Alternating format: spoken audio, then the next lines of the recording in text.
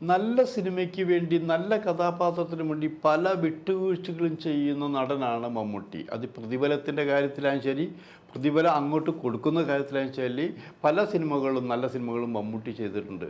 എന്നിട്ടും മമ്മൂട്ടിയെ ചില സിനിമകളിൽ നിന്ന് ഒഴിവാക്കി വേറെ നടന്മാരെ അഭിനയിപ്പിച്ച് ഇതാണ് ഇന്നത്തെ വീഡിയോയിൽ പറയുന്നത്. ഫിലിമി പ്ലസിലേക്ക് എല്ലാവർക്കും സ്വാഗതം.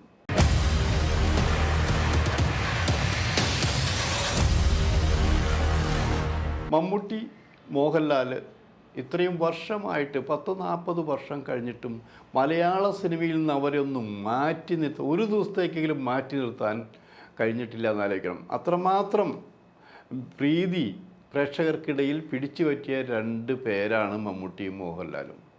അത് മലയാള സിനിമയുടെ ചരിത്രം എഴുതുമ്പോൾ ഇവരെ മാറ്റി നിർത്താൻ പറ്റില്ല. ഇനി എത്ര കാലം ഇവർ ഈ മലയാള സിനിമയിൽ ഉണ്ടാകുമെന്ന് ചോദിക്കുന്നവർക്ക് വ്യക്തമായ ഉത്തരം കൊടുക്കാനും കഴിയുന്നില്ല.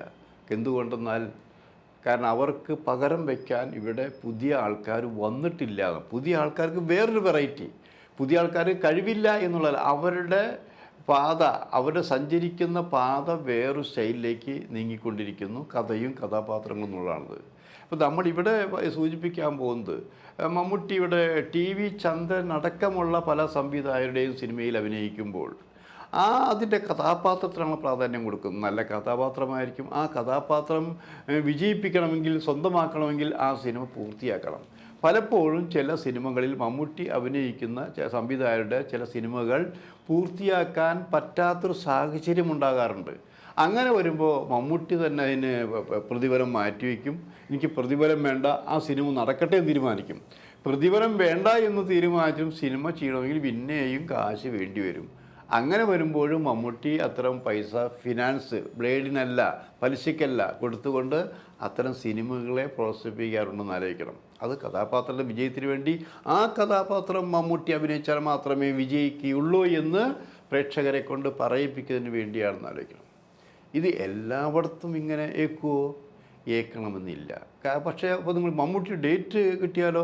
മമ്മൂട്ടിയുടെ ഡേറ്റ് ചില സംവിധായകർക്ക് അങ്ങനെ പ്രശ്നം. ചില സംവിധായകർ അവരുടെ കൂടുതൽ എണ്ണമല്ല ഉദ്ദേശിക്കുന്നത്, അവരെടുക്കുന്ന സിനിമകൾ ഒരു 4-5 വർഷം കഴിഞ്ഞിട്ട് രണ്ടാമത്തെ സിനിമ എടുക്കുമെന്ന് വിചാരിക്കുന്ന ആൾക്കാരുണ്ട്. അങ്ങനെയുള്ളവർ തൻ്റെ കഥാപാത്രത്തിൻ്റെ പൂർണ്ണ വളർച്ചയെത്തിയ കഥാപാത്രത്തെ അവതരിപ്പിക്കാൻ പറ്റിയ നടനാരാണോ ആ നടനെ വേണ്ടി മാത്രമാണ് അവർ ശ്രമിക്കാറ് പതിവ്. അപ്പോൾ ഇവിടെ നമ്മൾ പറയാൻ പോകുന്നത് മലയാളത്തിലെ പ്രശസ്തനായ ഒരു സംവിധായകനാണ്, എഴുത്തുകാരൻ കൂടിയാണ് സംവിധായകൻ. അദ്ദേഹത്തിന് സംഗീത പ്രിയനാണെന്ന് ആലോചിക്കണം. അദ്ദേഹത്തിൻ്റെ ആദ്യകാല സിനിമകളിൽ നല്ല നല്ല പാട്ടുകളുണ്ടായിരുന്നു, പ്രണയം ഉണ്ടായിരുന്നു നമ്മളിലെ. അങ്ങനെ മോഹങ്ങൾ പൂവിട്ട് വന്ന ഒരു സംവിധായകനാണെന്ന് ആലോചിക്കണം. അപ്പോൾ അദ്ദേഹം മോഹൻലാലിനെ വെച്ച് സിനിമ ചെയ്തിട്ടുണ്ട്, മമ്മൂട്ടി വെച്ച് സിനിമ ചെയ്തിട്ടുണ്ട്. ഇതൊക്കെ എല്ലാത്തിനും ഞാനും ദൃക്സാക്ഷിയാണ്. ഞാനിതെല്ലാം കവർ ചെയ്യാൻ പോയിട്ടുള്ളതാണത്.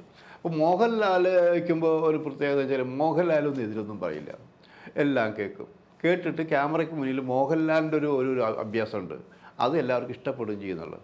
എന്നാൽ മമ്മൂട്ടി അങ്ങനെയല്ല. മമ്മൂട്ടി കഥാപാത്രത്തെ കേട്ട് അല്ല, അത് ഈ കഥാപാത്രം അങ്ങനെ മമ്മൂട്ടിയുടെ സജഷൻസ് പറയും. ആദ്യകാലത്തൊക്കെ മമ്മൂട്ടി പറഞ്ഞിരിക്കുന്ന സജഷൻസൊക്കെ മണ്ടത്തരമായിരുന്നുള്ളൊരു ചൊല്ലുണ്ട്. ഇത്രയുള്ളൂ. മമ്മൂട്ടിയെ കൊണ്ട് കഥ പറയിപ്പിക്കുക, മമ്മൂട്ടിയെ കൊണ്ട് അഭിപ്രായം പറയിച്ചാൽ ഒരു സിനിമ എങ്ങനെ പരാജയപ്പെടണമെന്ന് തീരുമാനിച്ചാൽ അങ്ങനെ ചെയ്താൽ മതി. അപ്പോൾ മമ്മൂട്ടി മിണ്ടാതിരുന്നാലോ ആ സിനിമ ഹിറ്റാവും എന്നൊരു പറച്ചിൽ മുമ്പൊക്കെ മലയാള സിനിമയിൽ. ഇപ്പം മാറി കേട്ടോ. ഇപ്പം മമ്മൂട്ടി ഇതെല്ലാം വീണ് പഠിച്ചു. പഠിച്ചിട്ട് ഇപ്പോൾ മമ്മൂട്ടി സിനിമകൾ കണ്ടിട്ടില്ലേ? മമ്മൂട്ടിയുടെ സജഷൻസ്, മമ്മൂട്ടി തീരുമാനങ്ങൾ നമുക്ക് അത്ഭുതപ്പെടും. അല്ലെങ്കിൽ ഈ അടുത്ത കാലത്തെ ബ്രഹ്മയുഗം എന്ന പടം, ബ്ലാക്ക് ആൻഡ് വൈറ്റ് പടത്തിനെ കുറിച്ച് നമുക്കിപ്പോൾ ചിന്തിക്കാൻ പറ്റുമോ? അത് മമ്മൂട്ടി ചിന്തിച്ചത് മാത്രമല്ല അത് വിജയിപ്പിച്ചില്ലേ? അപ്പോൾ ആ നിലവാരത്തിലേക്ക്, വലിയ നിലവാരത്തിലേക്ക് മമ്മൂട്ടി എത്തിക്കഴിഞ്ഞിരിക്കുന്നു. അപ്പോൾ ഇവിടെ ഭദ്രൻ എന്നുള്ള സംവിധായകൻ അറിയാമല്ലോ. ഭദ്രനുള്ള സംവിധായകൻ അധികം പടങ്ങളൊന്നുമില്ല, എടുക്കുന്ന പടങ്ങളെല്ലാം ഗംഭീരമായിരിക്കണം. അത് അങ്ങനെയാണ് ഭദ്രനുള്ളത്. ഈ ഭദ്രൻ 2 പേരെയും വെച്ചിട്ടുണ്ട്. അപ്പം ഭദ്രന് മുണ്ട് അടുത്ത പടത്തിൽ ആരായിരിക്കണം? അപ്പോൾ അന്വേഷിച്ചു. ഭദ്രൻ്റെ നിലവാരത്തിലുള്ള ചില പലരും ചോദിക്കും അതിനടുത്ത് ആരാ വേണ്ടത്. അപ്പോൾ അങ്ങനെയാണ് മോഹൻലാലും പറയാറുണ്ട് എനിക്കൊരു നല്ല കഥാപാത്രം വേണം, മമ്മൂട്ടിയും പറയാറുണ്ട് എനിക്കൊരു നല്ല കഥാപാത്രം വേണം. പ്രായോഗികമായിട്ടാണ് ഭദ്രൻ ചിന്തിക്കാറ്. കാരണം ഇപ്പോൾ എനിക്കറിയാവുന്ന ഇപ്പോൾ 4 വർഷമായിട്ട് 4 വർഷമായിട്ട് ഭദ്രൻ ഇപ്പോൾ ഒരു തിരക്കഥ എഴുതിക്കൊണ്ടിരിക്കുകയാണ്. കഴിഞ്ഞ ഡിസംബറിൽ ഞങ്ങൾ ഭദ്രൻ്റെ വീട്ടിൽ പോയപ്പോൾ ആ തിരക്കഥ പൂർത്തിയായി കഴിഞ്ഞിട്ടുണ്ട്. പൂർത്തിയായി കഴിഞ്ഞാൽ ഇങ്ങനെ രാവി 101 ആവർത്തിക്കാന്നില്ല, അങ്ങനെ 101 ആവർത്തിക്കുന്ന രീതിയിൽ കഥാപാത്രത്തെയും കഥയും മാറ്റിയെടുക്കുകയാണെന്ന് അറിയിക്കണം. ഇപ്പോഴും അതങ്ങനെ ചെയ്തുകൊണ്ടിരിക്കുക. ഷൂട്ടിംഗ് തീരുമാനിച്ചിട്ടില്ല. അതിലഭിനയിക്കുന്നത് മോഹൻലാലാണെന്ന് അറിയിക്കണം. മോഹൻലാൽ ഇടയ്ക്കിടയ്ക്ക് വരുന്നു, കഥ കേൾക്കുന്നു, കഥാപാത്രത്തിനെ കുറിച്ച് ചിന്തിക്കുന്നു. അങ്ങനെ കൊണ്ടുപോകാം. എപ്പോൾ വേണമെങ്കിലും അവർക്ക് ചെയ്യാം. മോഹൻലാൽ ഈ പടത്തിന് വേണ്ടി എത്ര ഡേറ്റ് വേണമെങ്കിൽ ഏത് പടം നീട്ടി വെച്ചാലും കൊടുക്കാൻ തയ്യാറ്. അങ്ങനെ ഒരു പ്രോജക്റ്റ് നിൽക്കുകയാണെന്നാണ്. അപ്പോൾ ഭദ്രൻ്റെ ഒരു പ്രോജക്റ്റിനെക്കുറിച്ച് മമ്മൂട്ടി അറിയുന്നു. മമ്മൂട്ടിയോട് വേറൊരാൾ, അത് ഭദ്രനും മമ്മൂട്ടിയും മോഹൻലാലും തമ്മിൽ അങ്ങനെ അടുപ്പമുള്ള ഒരു വെൽ വിഷർ അറിയുന്നു. അപ്പോൾ അയാളുടെ മനസ്സ് ഇത്തിരി ചാഞ്ഞുകൊണ്ടിരിക്കുന്നപ്പോൾ എന്തറിയാം, മമ്മൂട്ടിക്ക് നല്ല കഥാപാത്രങ്ങൾ വേണമല്ലോ. അങ്ങനെ മമ്മൂട്ടിയോട് പറയാം, മമ്മൂട്ടി ഒരു സൂപ്പർ സാധനം, നോബിൾ എന്നുള്ളതാണ് കഥാപാത്രത്തിൻ്റെ പേര്. ആ നോബിൾ ഒരേ സമയം നായകനും മറ്റൊരു സമയം വില്ലനും കൂടിയാണ്. അങ്ങനെ ഒരു മുഖത്തിൻ്റെ പകുതി ഭാഗം വില്ലൻ, പകുതി ഭാഗം നായകൻ. ഇതാണ് ആ കഥാപാത്രം. അതായത് അറിയപ്പെടുന്നൊരു ഗുണ്ട. ഈ ഗുണ്ട നെഞ്ചും പിരിച്ച് വാളും പറഞ്ഞ് തോക്കെഴുതി വരുന്നില്ല. അയാളുടെ മാനറിസങ്ങൾ മതി. ആ മാനറിസങ്ങൾ തന്നെ അയാളെ വിറപ്പിക്കുന്ന സ്റ്റൈലിലൊരു ഗുണ്ടയായിട്ട് തോന്നുന്നു. നമുക്ക് ഗുണ്ടാന്ന് ഉപയോഗിക്കും വേണ്ട. അങ്ങനെയുള്ള കഥാപാത്രമായി നോബിൾ നയിക്കണം. ഈ നോബിളിൻ്റെ വേറെ പ്രത്യേകത കൊണ്ടുണ്ട്. നമ്മൾ ഇങ്ങനെ ആ നഗരത്തിൽ കൂടിയോ ഗ്രാമത്തിൽ കൂടിയോ അയാൾ നടന്നു പോകുമ്പോൾ അയാളെ പരിചയമുള്ള ആൾക്കാർ വളരെ ബഹുമാന പുരസ്സരമാണത്. ഇന്ന് എവിടേക്കാണാവോ, ഇന്നെന്താണാവോ പരിപാടി, അങ്ങനെയൊക്കെ ചോദിക്കുന്ന ആൾക്കാരുണ്ട്. അവരോടൊക്കെ വളരെ കൂളായിട്ട് സ്മൈൽ ചെയ്തുകൊണ്ട് ആണ് ഈ നോബിള് സംസാരിക്കുന്നത്. അങ്ങനെ മര്യാദക്കാരനായ നോബിള് ഒരു പോലീസ് ഓഫീസർ മീനച്ചിലാറിൽ മഴക്കാല സമയത്താണ്. മീനച്ചിലാറിൽ ഇങ്ങനെ കര കവിഞ്ഞിങ്ങനെ ഒഴുകിക്കൊണ്ടിരിക്കുന്ന സമയത്താണ് ഈ പോലീസ് ഓഫീസർ മുമ്പ് എന്തൊക്കെയോ ഇയാളോട് ചെയ്തിട്ടുണ്ട്. അല്ലെങ്കിൽ ഇടയ്ക്ക് വെച്ച് കണ്ടുമുട്ടി. അപ്പോൾ വർത്തമാനം പറയുന്നു, നോബിള് വേറൊന്നും ചെയ്തില്ല, അയാളെ നമ്മൾ കഴുത്തിന് പിടിക്കാന്നല്ലേ ഇങ്ങനെ പിടിച്ചിട്ടാ മീനിനെ ഒറ്റ വലിച്ചേർന്ന് ആലോചിക്കണം. സങ്കല്പിച്ച് നോക്ക്, പോലീസ് ഓഫീസറെയാണെന്ന് ആലോചിക്കണം. അത്രയും ഗഡ്സുള്ളൊരു കഥാപാത്രമാണ് നോബിൾ. ഈ കഥാപാത്രത്തെക്കുറിച്ചാണ് മമ്മൂട്ടിയോട് വേറെ ഒരാൾ പറഞ്ഞത്. മമ്മൂട്ടി ആകെ ത്രില്ലടിച്ചു. ഇത് എനിക്ക് തന്നെ വേണത്, ഇതെനിക്ക് വേണം, അതിനെന്ത് ചെയ്യണം? അപ്പോൾ ആളോട് തന്നെ പറഞ്ഞയച്ചു, ഞാൻ നിങ്ങൾ ഭദ്രനോട് പറയൂ, ഈ റോള് ഞാൻ ചെയ്യാം, എത്ര ദിവസത്തെ ഡേറ്റ് കൊടുക്കാം, പ്രതിഫലം എനിക്ക് വേണ്ടാന്ന് വയ്ക്കാം, അല്ലെങ്കിൽ കുറയ്ക്കാം, എന്തുവാണ് ചെയ്യാമെന്ന് പറഞ്ഞു.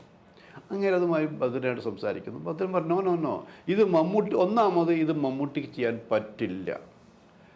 മമ്മൂട്ടി സൂപ്പർ നടനാണ്, പക്ഷേ ഈ നോബിൾ എൻ്റെ മനസ്സിലുള്ള, എൻ്റെ സങ്കല്പത്തിലുള്ള ജീവിച്ചിരിക്കുന്ന നോബിളിനെ അവതരിപ്പിക്കാൻ മമ്മൂട്ടിക്ക് കഴിയില്ല. അത് വിട്ടുവീഴ്ച വെറുതെ അഭിനയിച്ചാലും വേണ്ട, ഞാൻ അങ്ങനെയല്ല എന്ന് പറഞ്ഞു വിട്ടു. ഇക്കാര്യം തന്നെ അയാൾ മമ്മൂട്ടിയോട് പറഞ്ഞു. മമ്മൂട്ടി ഇങ്ങനെയാണ് ഭദ്രൻ പറയുന്നത്, മമ്മൂട്ടി ഈ റോളിന് പറ്റില്ല എന്ന് തന്നെ പറയുന്നത്. അപ്പോൾ മമ്മൂട്ടി വിചാരിച്ചെന്നറിയാം, ഇയാളോട് നേരിട്ട് ഈഗോ വർക്കൗട്ട് ചെയ്യാമല്ലോ. അപ്പോൾ ഇനിയിപ്പോൾ ഞാനൊരു വലിയ നടനാണ്, ഈ നടൻ അങ്ങേരോട് ചോദിച്ചില്ല എന്ന് വേണ്ട. എന്നിട്ട് മമ്മൂട്ടി വിളിച്ചു, ഭദ്രൻ ഞാനിങ്ങനെയാണ്, എനിക്ക് കഥാപാത്രം അറിഞ്ഞു, അതെനിക്ക് വേണം. അപ്പോൾ ഭദ്രൻ പറഞ്ഞു, എന്നോട് സംസാരിച്ച ആളോട് പറഞ്ഞാൽ മറുപടി പറഞ്ഞല്ലോ, അത് ഈഗോയുടെ പ്രശ്നമല്ല. അത് നോക്കും മമ്മൂട്ടിക്ക് അത് പറ്റില്ല. അതാണത്. ആ കഥാപാത്രം ആ സിനിമ വരുമ്പോൾ മമ്മൂട്ടി കാണുമോ, ആ നടൻ അഭിനയിച്ചെങ്ങനെ, അത് മമ്മൂട്ടിക്ക്. അപ്പോൾ മമ്മൂട്ടി അറിയാം, അയ്യോ ഇതെനിക്ക് ചെയ്യാൻ പറ്റില്ല, എന്നേക്കാൾ സൂപ്പറായല്ലോ എന്ന് മമ്മൂട്ടി പറയും എന്നും അദ്ദേഹം തിരിച്ചടിച്ചു എന്നായിരിക്കണം. അപ്പോൾ അത് പ്രശ്നങ്ങളായെച്ചാൽ എന്നാലും മമ്മൂട്ടി വിഷമം. ഭദ്രൻ നമ്മളെ എങ്ങനെ അയക്കുമോ? ആ റോളിൽ അത് ആർക്ക് വേണ്ടിയാണ് എഴുതിയെന്നറിയാമോ? അത് മോഹൻലാലിന് വേണ്ടി എഴുതുന്ന സിനിമയാണെന്ന് നിലയ്ക്കണം നോബിളിനെ.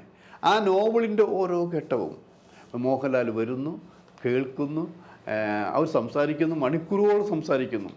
അങ്ങനെയാണ് ആ നോബിൾ വളർന്നു വന്നതെന്ന് നിലയ്ക്കണം. ആ നോബിള് മോഹൻലാലായി. നിങ്ങൾക്കറിയാമത്. ഇരട്ടച്ചങ്കുള്ളൊരു നോബിളുണ്ടല്ലോ, ആടുതോമ എന്നുള്ള കഥാപാത്രം മോഹൻലാലിനെ കുറിച്ച് പറഞ്ഞില്ലേ?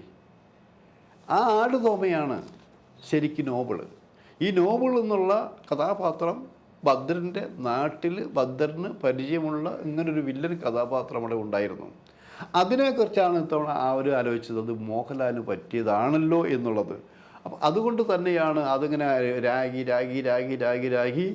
അത് ആടുതോമം എന്നുള്ള കഥാപാത്രം ഉണ്ടാക്കിയതും, ആ സിനിമയ്ക്ക് സ്ഫടികം എന്ന് പേരിട്ടതും, അതൊരു ബമ്പർ ഹിറ്റായി മാറിയതും, അതിന് രണ്ടാം ഭാഗം പലരും ഷടിച്ചതും, അപ്പോൾ ഭദ്രൻ പറഞ്ഞു അതിന് രണ്ടാം ഭാഗമില്ല, മൂന്നാം ഭാഗമില്ല, അത് ഒറ്റ ജന്മമേ അതിനുള്ളൂ, ആ ജന്മം കൊണ്ട് അത് അതിൻ്റെ പൂർണ്ണതയിലെത്തി എന്ന് പറഞ്ഞു. പിന്നീട് മമ്മൂട്ടി ഈ സിനിമ കണ്ടിട്ട് ഭദ്രൻ പറഞ്ഞ പോലെ പറഞ്ഞു, ശരിയാണ്, ഇത് ലാലിന് വേണ്ടി ഉണ്ടായൊരു സിനിമ തന്നെയാണ് എന്ന് മമ്മൂട്ടിക്കും പറയേണ്ടി വന്നു.